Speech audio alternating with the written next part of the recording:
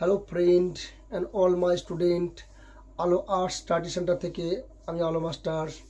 তোমরা হয়তো জানো আমার যে কোচিং সেন্টার কুসুমগ্রামে আছে, আলো আর্ট স্টাডি সেন্টার। সেই কোচিং সেন্টারটা আমরা দুজন মিলে চালাই, একটা ইংরেজি ম্যাম আর আমি। এই দুজন মিলে আর্টসের সমস্ত সাবজেক্ট আমরা পড়াই। যাই হোক, ইংরেজি ম্যাম হচ্ছে আর কেউ নয়, সে আমার নিজের ওয়াইফ রেনুজা ম্যাডাম। আমার ছাত্রছাত্রীরা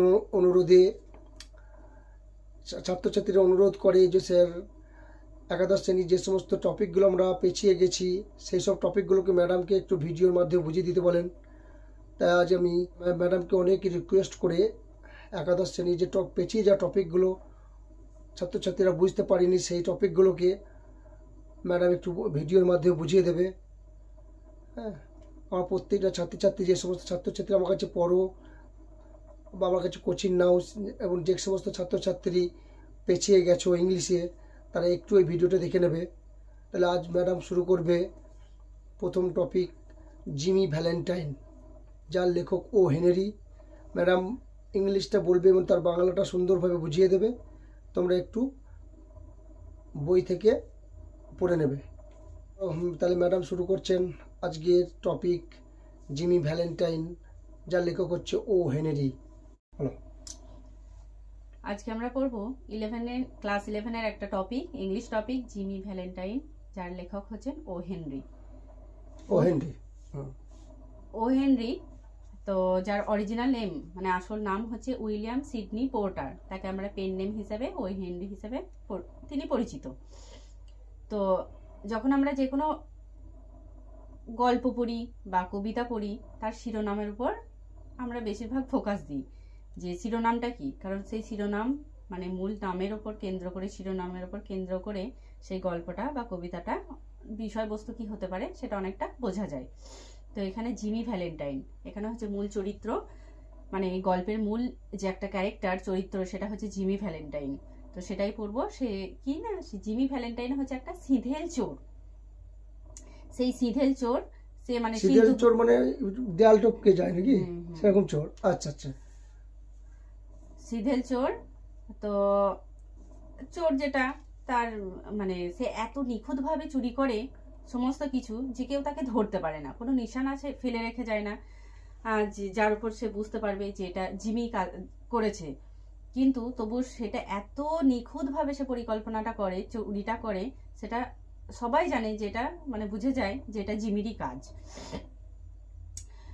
তো এই জিমি ভ্যালেন্টাইন সে যে কিভাবে নিজেকে পরিবর্তন করে, মানে কিভাবে ভালোবাসার দ্বারা পরিবর্তন হয়ে শেষে একটা ভালো মানুষে পরিণত হয়ে গেল, সেই গল্পটাই আমরা এখানে জানবো। তো জিমি ভ্যালেন্টাইন গল্পটা তোমার শর্ট স্টোরি, যে কোনো শর্ট স্টোরিতে তো আমার কিছু ঘটনা থাকে যে খুব ক্যারেক্টার সংখ্যা খুব কম থাকে, ক্যারেক্টার খুব অল্প থাকে। তারপর কি থাকে না, গল্পটা এক মুখে প্রবাহিত হয়, মানে কোন একটা ছোট্ট ঘটনাকে কেন্দ্র করে গল্পটা গঠিত হয়। আর কি হয় যে মানে হঠাৎ করে গল্পটা যেন বলতে বলতে শেষ হয়ে যায়, মানে পাঠকদের মনে এখনো প্রশ্ন থেকে যায় যে এরপরে কি হয়েছে, কিন্তু সেটা আর দেখা যায় না, সেটা একটা পাঠকদের মনে একটা সন্দেহ থেকে যায়। ঠিক তো? তো জিমি ভ্যালেন্টাইন আজকে আমরা পড়বো। এবার আমরা একটু রিডিংটা পড়বো। তাহলে ম্যাম এখন রিডিং পড়ে তার বাংলাটা বুঝিয়ে দেবে। ছাত্রছাত্রীরা একটু ভালো করে বইটা পড়ে তোমরা একটু পড়ে নেবে।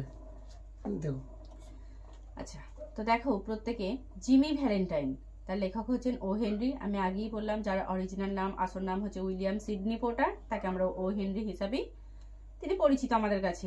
এক মিনিট ভিডিওটা। তো চলো শুরু করা যায়।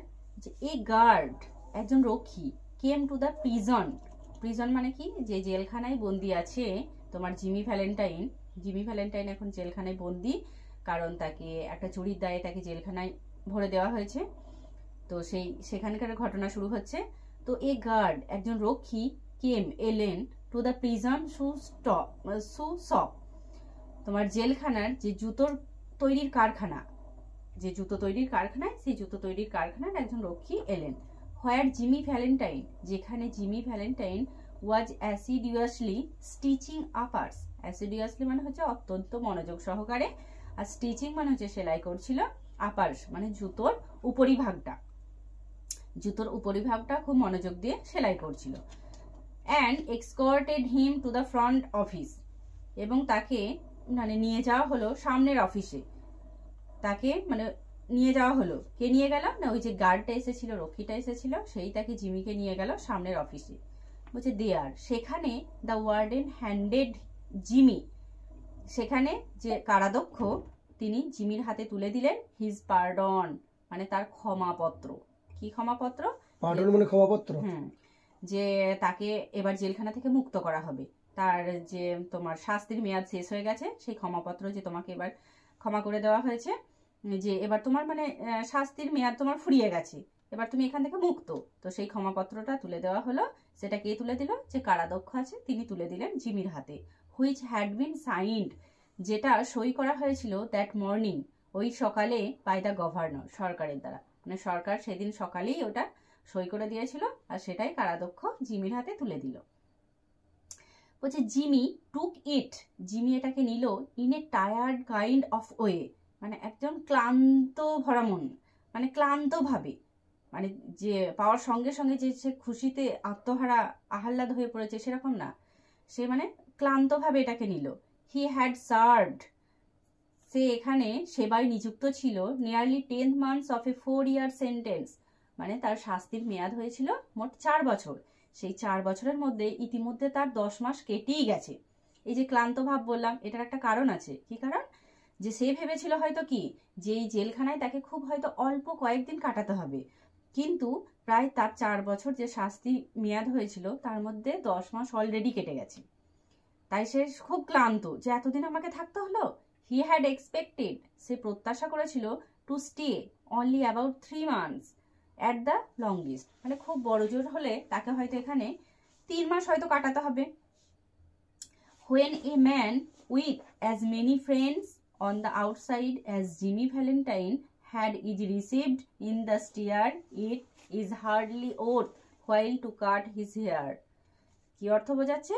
বলছে when a man, যখন এইরকম একজন মানুষের, কার মতো? with as many friends on the outside as Jimmy Valentine, মানে জিমি ভ্যালেন্টাইনের মতো একজন মানুষের যখন বাইরে প্রচুর বন্ধু বান্ধব থাকে, had is received in a steer, it is hardly worthwhile to cut his hair, তখন জেলের মধ্যে তার কেশাগ্র স্পর্শ করা অসম্ভব। যে হ্যাঁ এরকম মানে পণ্ডিত লোকেদের, পণ্ডিত কেমন পণ্ডিত? মানে চোরের দক্ষ, সে প্রচন্ড মানে চুরি করতে তোমার এক্সপার্ট, তো এরকম এক্সপার্ট মানুষদের বলছে তাকে যে তার চুলটাও যে স্পর্শ করব সেটাও যেন খুব অসম্ভব, মানে তার আগেই যেন তার বন্ধু বান্ধবরা তাকে ছাড়িয়ে নিয়ে চলে যাবে, মুক্ত করে নিয়ে চলে যাবে, এরকম ভাব। বলছে নাও ভ্যালেন্টাইন, এখন ভ্যালেন্টাইন, সেড দ্য ওয়ার্ডেন, কারাধ্যক্ষ বললেন, you will go out in the morning, সকালেই তুমি এখান থেকে মুক্ত হবে, মানে সকালেই তুমি যেতে পারবে। ব্রেশ আপ, মনে জোরানো, মনকে শক্ত করো, মনে জোরানো, হ্যাঁ, and make a man of your self, এবং মানুষের মতো মানুষ হও, মানে নিজেকে মানুষের মতো মানুষ তৈরি করো। You are not a bad fellow at heart, মানে মনের দিক থেকে তুমি খুব একটা খারাপ মানুষ নও। তো কি বলছে? যে মনের দিক থেকে খারাপ মানুষ নও, তুমি হয়তো খারাপ কাজ করে ফেলেছো, তাই মনটাকে এবার পরিবর্তন করে একটা ভালো মানুষের পরিণত হও।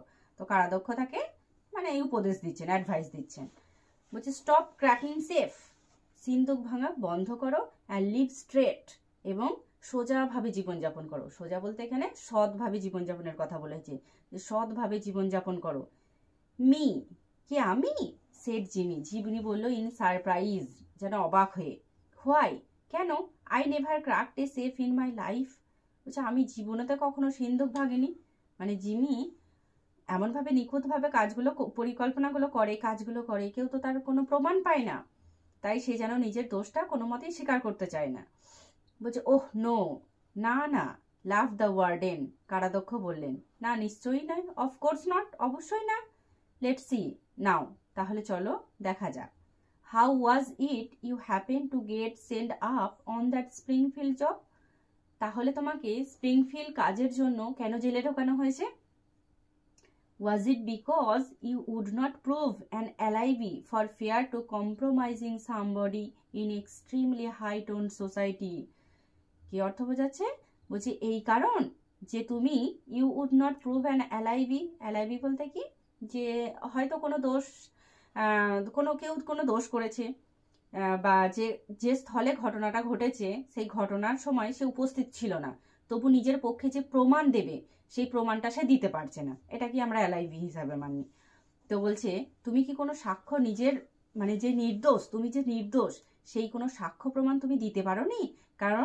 কারণ কি কারণে? For fear to compromising somebody in extremely high tone society, মানে কোনো উঁচু তলার উপরিভাগের মানুষ ফেঁসে যেতে পারে, সেই ভয়ে কি তুমি মানে যে নিজে যে নির্দোষ তার কোনো প্রমাণ দিতে পারো নি, সাক্ষ্য দিতে পারো নি।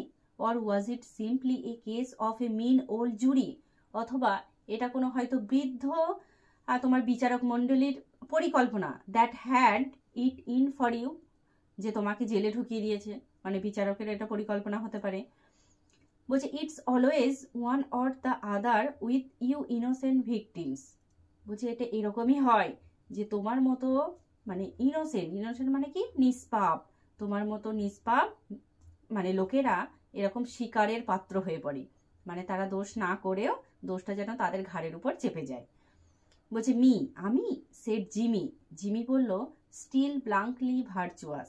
ব্লাঙ্কলি মানে ভাবলেশহীন ভাবে, আর ভার্চুয়াস কথার অর্থ হচ্ছে, আর ভার্চুয়াস হচ্ছে কোনো ন্যায়পরায়ণ বা সাধু, মানে সাধুতার ভান দেখিয়ে। জিমি বলছে কে আমি? হোয়াই ওয়ার্ডেন, কেন কারাধ্যক্ষ? I never was in Springfield in my life, আমি তো জীবনে কখনোই স্প্রিংফিল্ডেই যাইনি। মানে সে এমন ভাব দেখাচ্ছে, হ্যাঁ হয়তো আমাকে স্প্রিংফিল্ড একটা জায়গার নাম, যে জায়গায় এই চুরির ঘটনাটা ঘটেছিল, এবং সেই চুরির ঘটনাটা ঘটার ফলে সেখানে কোনো সাক্ষ্য প্রমাণ পাওয়া যায়নি, তবুও সন্দেহের বশত জিমিকে সেই স্প্রিংফিল্ড কাজের জন্য তাকে জেলখানায় আটক রাখা হয়েছে। তো সে বলতে চাইছে কি, যে স্প্রিংফিল্ডে তো আমি যাইনি, কখনো স্প্রিংফিল্ডে যাইনি আমি, তাহলে এই কাজটাও আমি করিনি, হয়তো সন্দেহবশত আমাকে এখানে আনা হয়েছে। আচ্ছা ঠিক আছে, এরপর আমাদের ছেলে উঠে পড়বে। হ্যাঁ, অনেক রাতে ভিডিওটা করছি, ছেলে এখন ঘুমাচ্ছে, আর ছেলে 2 ঘন্টা অন্তর ওঠে, যার জন্য আজকে এইটা পার্ট 1 থাকলো। পার্ট 2 কালকে ম্যাডাম বোঝাবে। ম্যাডাম পার্ট 1-এর ভিডিও বোঝালো, নেক্সট দিন পার্ট 2 বোঝাবে, এভাবে পার্ট 1, পার্ট 2, পার্ট 3, পার্ট 4, এইভাবে আস্তে আস্তে তোমাদের গোটা টপিকটা বোঝাবে। তারপর আবার নেক্সট দিন আবার একটা টপিক নিয়ে বোঝাবে। যাই হোক, আর্ট স্টাডি সেন্টার থেকে আমার একটা বিশেষ বার্তা, যে সমস্ত বাচ্চারা, অর্থাৎ যে সমস্ত বাচ্চারা ইংলিশ মিডিয়ামে পড়ে, বিশেষ করে ক্লারিয়েট, তারপরে কুইস্ট, এই যে বিদ্যালয়গুলো ইংলিশ মিডিয়াম স্কুলগুলোতে পড়ে, এবং তাদের যদি টিউশন দরকার হয়, এই সমস্ত ছাত্রছাত্রীদের আমার ওয়াইফের কাছে, অর্থাৎ রেনুজা ম্যাডামের কাছে টিউশন দিতে পারো। আমি গর্বের সঙ্গে বলতে পারি যে ইংলিশ মিডিয়ামের ছাত্রছাত্রীদের যদি ম্যাডামের কাছে টিউশন দাও, তাহলে তোমাদের বাচ্চারা অবশ্যই উপকৃত হবে। যাই হোক, আমার নম্বরটা প্রথমেই দেওয়া আছে, দেখবেন। আমি মুখে একবার বলে দিই, আমার ফোন নম্বর হচ্ছে 86 70 56 26 22, আর ম্যাডামের ফোন নম্বর হচ্ছে 89 18 21 69 78। এই নম্বরে ফোন করবে। যদি কোনো ইংলিশ মিডিয়ামে ছাত্রছাত্রী পড়তে চাও, তাহলে অবশ্যই এই নম্বরে যোগাযোগ করবে। তাহলে আজ এই পর্যন্ত থাক। Bye, good night. মানে রাতের বেলা ভিডিওটা করলাম বলে গুড নাইট বললাম। ঠিক আছে, আবার দেখা হবে অন্য কোনো একদিন অন্য এক ভিডিওতে। অর্থাৎ জিমি ভ্যালেন্টাইনের পার্ট 2টা যেদিন ম্যাডাম বোঝাবে সেদিন আবার দেখা হবে। তাই রাখি, বাই।